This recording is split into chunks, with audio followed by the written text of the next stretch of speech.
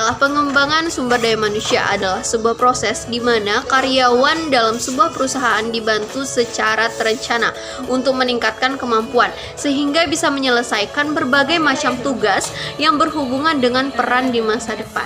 Melanjutkan pembangunan infrastruktur sangat penting dalam mewujudkan pemenuhan hak dasar rakyat seperti pangan, sandang, papan, rasa aman, pendidikan, dan kesehatan.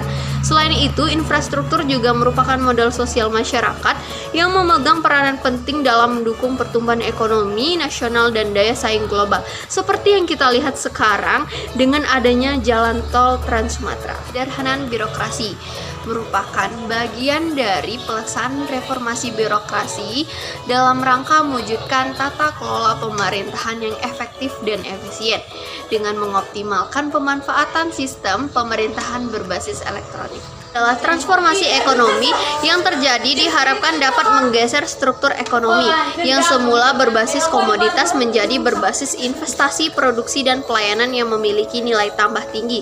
Hal ini dapat meningkatkan daya saing perekonomian Indonesia dan kualitas hidup masyarakat.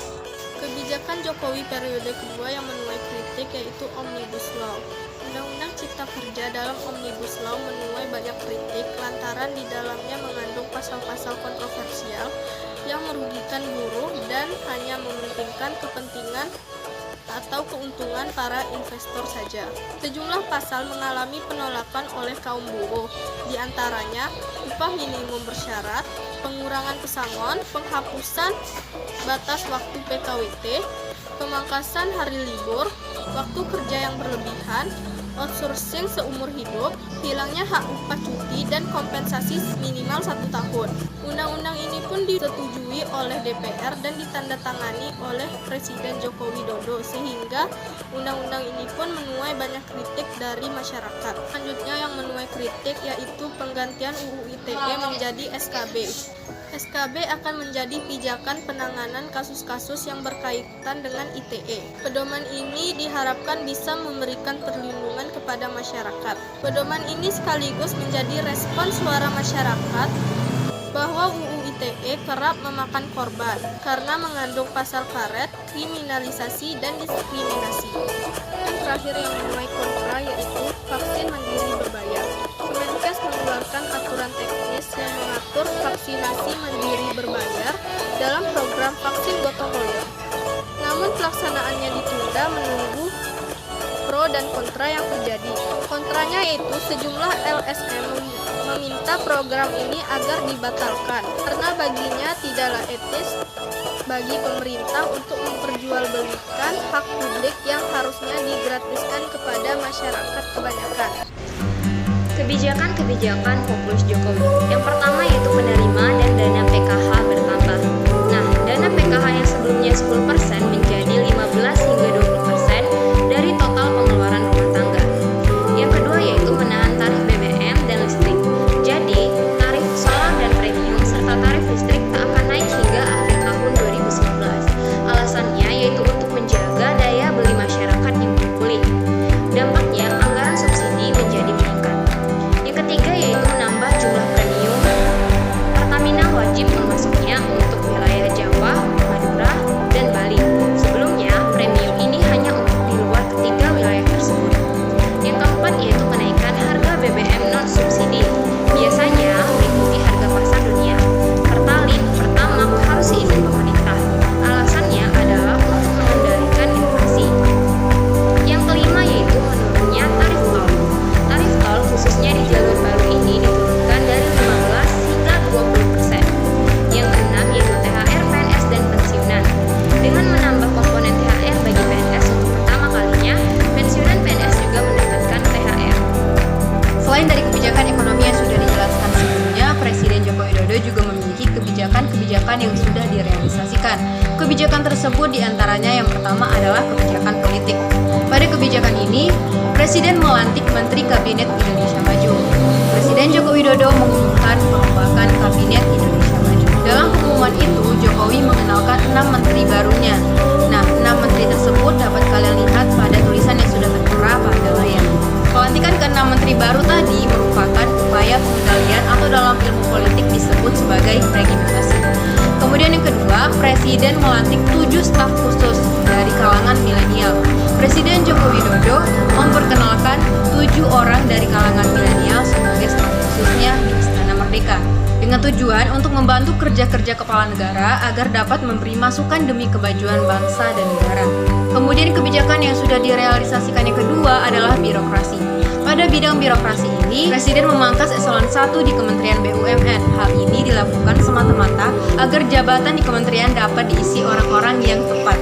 Kemudian yang kedua, Presiden memangkas eselon 3 dan 4 di kementerian atau lembaga. Penyederhanaan birokrasi dengan memangkas 2 level pimpinan yang sering disebut sebagai eselon 3 dan eselon 4 ini dimaksudkan agar pelayanan publik lebih cepat dan memperpendek jalur birokrasi. Yang ketiga, Presiden merombak direksi dan komisaris tingkat bas perusahaan. Kementerian BUMN memastikan transformasi dan efisiensi terus terjadi di Garuda Indonesia dengan mengurangi jumlah komisaris dari 5 menjadi 3 orang serta jumlah direksi dari 8 orang menjadi 6 orang. Kemudian kebijakan yang sudah direalisasikan yang ketiga adalah pada bidang sosial dan budaya.